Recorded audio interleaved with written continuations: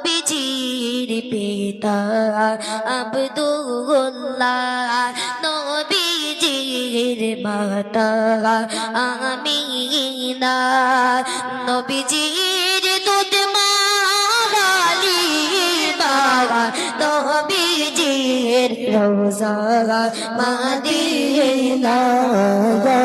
নবী সালাম আলাইকা ইয়া রাসূল সালাম আলাইকা ইয়া হাবিব সালাম আলাইকা সালাওয়াতুল্লাহ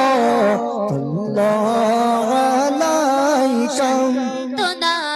তোমার দর্শনে শক্তি পাই, তোমার শরণ